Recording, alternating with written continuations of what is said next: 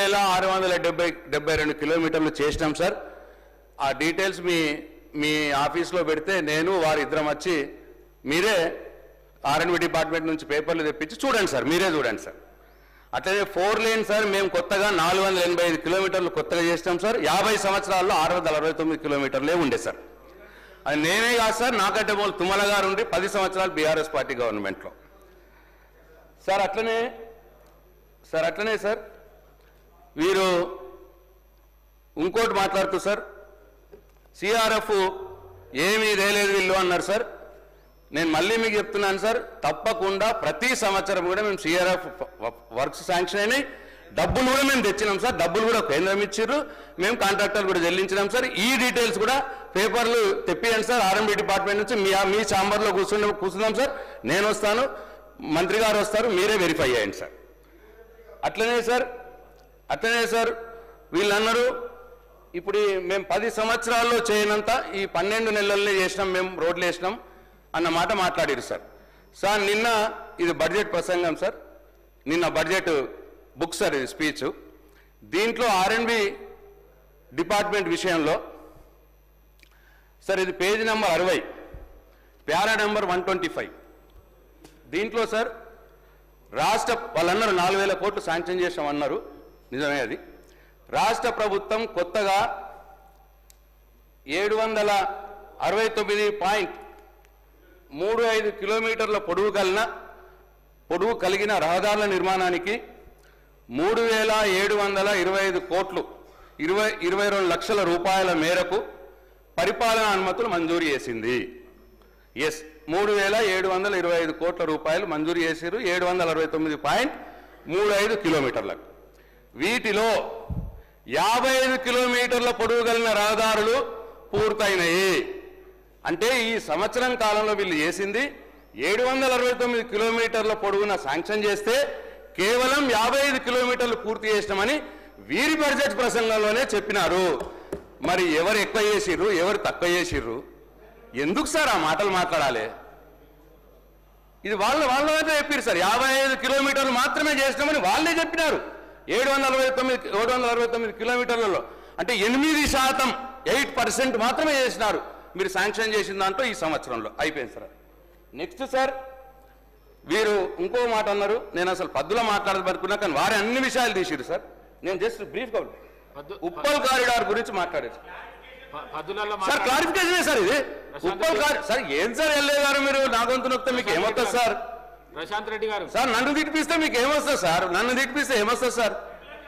Sir నేను sir Uppal కారిడార్లో escrow account నేను పెట్టించినా అన్నారు సార్. ఎస్క్రో అకౌంట్ నేను మంత్రిగా ఉన్నప్పుడు పెట్టించినాం. ఆ పేపర్లు కూడా మీరు తెప్పించుకోండి సార్, R&B డిపార్ట్మెంట్కి వెళ్ళి మీరు చూడండి సార్. నంబర్ 1. నంబర్ 2 మేము సార్ అది నేషనల్ హైవే ప్రాజెక్ట్, మనది కాదు అది. Uppal elevated corridor national highway project. అక్కడ కాంట్రాక్టర్ ఇబ్బంది వచ్చింది, ప్రయత్నం చేసినాం.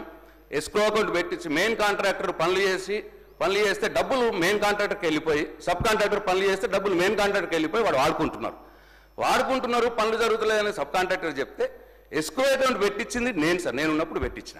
ఆ డీటెయిల్స్ కూడా తెప్పించుకోండి సార్, మీ దాంట్లో ఉంటాయి. అట్లనే సార్ సరే మేము ఉన్నప్పుడు కాలేదు సార్. మరి మీరు వచ్చి 15 నెలలు అయిందా సార్? ఏమన్నా పని అయిందా సార్? అది పోతున్నావా సార్ ఫ్లైఓవర్ మీదకి వెళ్ళి? వెళ్తున్నావా సార్ ఫ్లైఓవర్ మీదకి వెళ్ళి? అట్లా ఎట్లా మాట్లాడతారు సార్? అట్లనే సార్ ఇంకోటి వీరు మాట్లాడింది ట్రిపుల్ ఆర్ది నేను మళ్ళీ రేపు పద్దులో మాట్లాడతా సార్, ట్రిపుల్ ఆర్ది పద్దులో మాట్లాడతా. ఇంకొకటి సార్ మీరు ఏమీ చేయలేదు అంటున్నారు కదా సార్, ఇక అవన్నీ ఎందుకు సార్? వారి constituency head quarter Nalgonda district head క్వార్టర్లో 200 కోట్ల రూపాయలతో నేనే స్వయంగా పోయి శంకుస్థాపన చేసి నేను 2 సార్లు విజిట్ చేసి 200 కోట్ల రూపాయలతో అలా డిస్ట్రిక్ట్ హెడ్ క్వార్టర్లో తన కాన్స్టిట్యున్సీ వెంకన్న కాన్స్టిట్యున్సీలే పనులు కంప్లీట్ అయినాయి సార్. 200 crores తోటి సార్. తక్కువ నేను ఇంకా నాకు ఎగ్జాక్ట్ తెలియదు, నాకు 200 కోట్లు సుమారు, ఇంకా పైనే ఉంటుంది. ఇక పనులు కాలేవు, నేను రిపేర్ చేసిన గుంతనే వేయలేదు ప్రశాంత్ రెడ్డి అని నా క్యారెక్టర్ని అసోసియేట్ చేస్తే ఎట్లా సార్? అన్యాయం కదా సార్ ఇది. పోదామా సార్ నల్గొండ? తమరు తీసుకుపోయి సార్, నల్గొండలో చూద్దాం సార్ రోడ్ని. స్పీకర్ సార్ సార్ రేపు మాట్లాడదాం, రేపు డిమాండ్స్ ఉన్నాయి, రేపు దాని మీద మాట్లాడదాం నువ్వు ఒకటి అడిగితే 10 ఆన్సర్లు ఒక